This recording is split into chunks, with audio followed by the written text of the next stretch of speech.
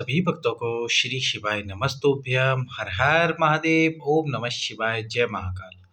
तो आज हम आपको बताने वाले हैं नया उपाय जो कल ही गुरु जी ने बताया था।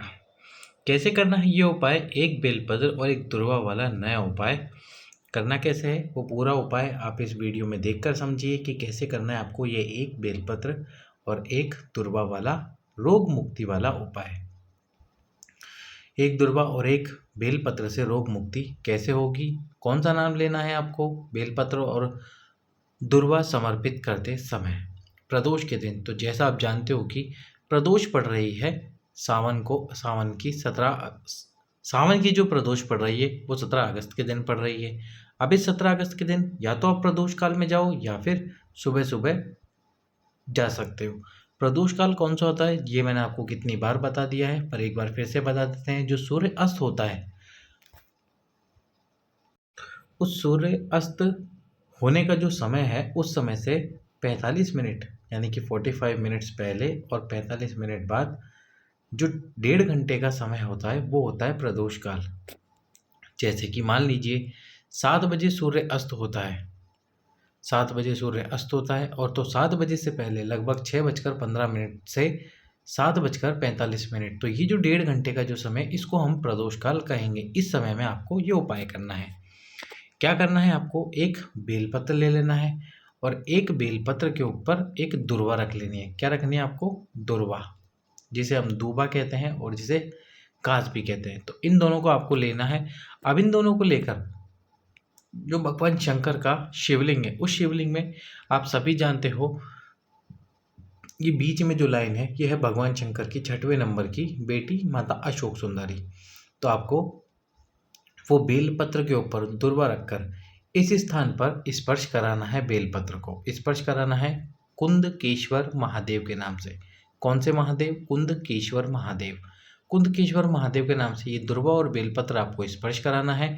जब आप ये दुर्वा बेलपत्र स्पर्श करा दो यानी कि टच करा दो, स्पर्श कराने के बाद में ये दुर्वा और बेलपत्र एक साथ ही भगवान शंकर के शिवलिंग पर फिर से कुंदकेश्वर महादेव के नाम से समर्पित कर देने हैं। कुंदकेश्वर महादेव के नाम से दुर्वा बेलपत्र समर्पित करो और समर्पित करने के 2 मिनट, 3 मिनट, 5 मिनट बाद ये दुर्वा और बेलपत्र आप उठाकर ले आइए। पहले आपको बेलपत्र खाना है और उसके बाद में दुर्वा खानी है। शरीर का कोई भी रोग हो, कैसा भी रोग हो, वह पूरी तरह से समाप्त हो ही जाएगा। अब अगला उपाय जो कि प्रदोष के दिन मनोकामना पूर्ति के लिए आपको करना चाहिए, और यदि आप करते हो प्रदोष के दिन, प्रदोष काल में, तो आपकी मनोकामना अवश्य ही पूर्ण होगी। सावन की प्रदोष के दिन क्या करना है आपको? कुछ वस्तुओं की आवश्यकता होगी, पर उससे पहले आपको वीडियो को लाइक कर देना होगा, चैनल को सब्सक्राइब कर देना होगा और वीडियो को अधिक से अधिक लोगों के पास में शेयर भी कर देना होगा। तो आपको क्या करना है? सबसे पहले एक कलश लेना है, उसमें जल भर लेना है। अब इसमें जल भरने के बाद में आपको 3 या 4 वस्तुएं डालनी है। सबसे पहले इसमें डालना है थोड़ा सा गुड़। जो गुड़ आप खाते हो वो गुड़ डालना है इसके अंदर। एक शमी पत्र इस कलश के अंदर डालना है आपको। थोड़े से हरे मूंग, जो हरा मूंग आता है उस हरे मूंग को आपको इस कलश के अंदर डाल देना है। और साथ में डालना है एक बेलपत्र।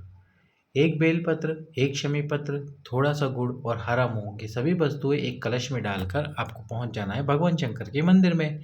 प्रदोष काल में, प्रदोष के दिन, और मंदिर में पहुंचकर जो भी आपकी मनोकामना है उस मनोकामना को आपको बोलना है और उस मनोकामना को बोलकर वो कलश का जल बिल्कुल धीरे धीरे दक्षिण दिशा में खड़े होकर शिव जी के ऊपर समर्पित करना है। और धीरे धीरे जल समर्पित करोगे तो जब आप कलश पूरा शिवलिंग के ऊपर उल्टा करोगे तो कलश की जितनी वस्तुएं, बेलपत्र, शमीपत्र, गुड़ और जो हरे मूंग है, वो सब शिव जी के ऊपर समर्पित हो जाएंगे। यदि आप अपनी मनोकामना बोलते हुए 3 प्रदोष इस उपाय को करते हो, एक हो जाएगी सावन की प्रदोष और इसके बाद में जो अगली 2 भादवे की प्रदोष आएगी। यदि 3 प्रदोष आपने उपाय कर लिया आपकी मनोकामना बोलते हुए, तो आपकी जो भी मनोकामना है वह शीघ्र अतिशीघ्र पूर्ण हो जाएगी। अगला उपाय है छोटे बच्चों के लिए या बच्चों के लिए। यदि आपके घर में कोई ऐसा बच्चा है जो मानसिक विकलांग है, यानी कि वह अपनी उम्र के बच्चों के बराबर नहीं है, उसकी बुद्धि वैसी नहीं है, अपने बच्चों के बराबर की बुद्धि नहीं है, आपको लगता है कि यह अपने बच्चों की उम्र से छोटा है, या फिर बच्चे को कोई और शिकायत है, कैसी भी परेशानी है, उस परेशानी को दूर करने के लिए आपको केवल आवश्यकता होगी थोड़े से दही की। 1 कटोरी में थोड़ा-सा दही और इसके साथ ही आपको ज़रूरत पड़ने वाली है 1 बेलपत्र की।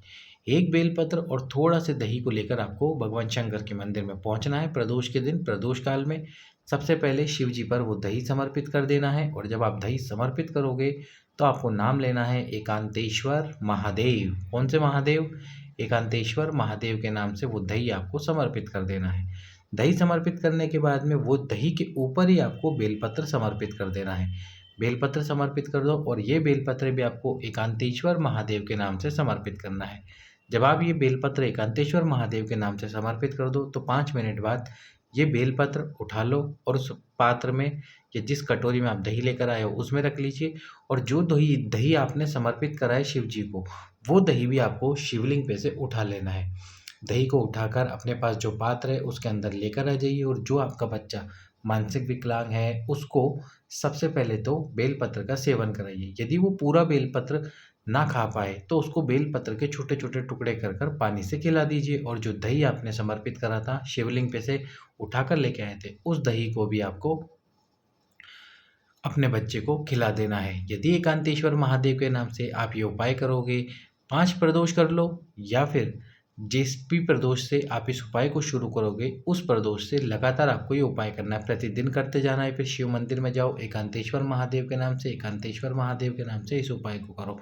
यदि आपने ये उपाय एकांतेश्वर महादेव के नाम से कर लिया, तो निश्चित रूप से आपको जो आपका बच्चा है वह पूरी तरह से स्वस्थ हो जाएगा। इसका एक एग्जाम्पल हाल ही की कथा में आया था, जब एक माता को 17 वर्षों बाद पुत्र प्राप्ति हुई, लेकिन जो उनका पुत्र था वह सुन नहीं सकता था और देख नहीं सकता था। सुन और देख नहीं सकता था, पर उन माता ने हार नहीं मानी। डॉक्टरों ने कह दिया था कि आपका ये बच्चा पूरी ज़िंदगी सुन और देख नहीं पाएगा, पर उन माता ने हार नहीं मानी। वह एकांतेश्वर महादेव के नाम से शिव जी को जल समर्पित कर दी। जो जल गिरता शिवलिंग से, उस जल को अपने बच्चों के नयनों पर लगाती, आँखों पर लगाती और कानों पर लगाती और जो बेलपत्र समर्पित करती वो अपने बच्चे को अवश्य ही देती एकांतेश्वर महादेव के नाम से।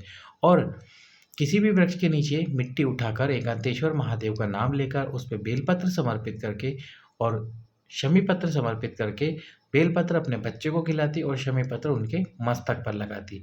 ऐसे उन्होंने लगातार 1 महीने तक किया, तो जिन डॉक्टरों ने उनके बच्चे को बोल दिया था कि वह देख नहीं सकता, सुन नहीं सकता, 1 महीने बाद जब उन्होंने अपने बच्चे को डॉक्टर को दिखाया, तो डॉक्टर भी हैरान थे कि बच्चा बोल कैसे सकता है और सुन कैसे सकता है। क्षमा करना, सुनने भी लग गया था बच्चा और देखने भी लग गया था बच्चा, क्योंकि जो बच्चे की बीमारी थी वो थी वो सुन नहीं सकता था और देख नहीं सकता था। जब उन्होंने उपाय किया तो बच्चा सुनने भी लग गया और देखने भी लग गया। तो ये थे प्रदोष के दिन के उपाय। सभी भक्तों को श्री शिवाय नमस्तुभ्यम। हर हर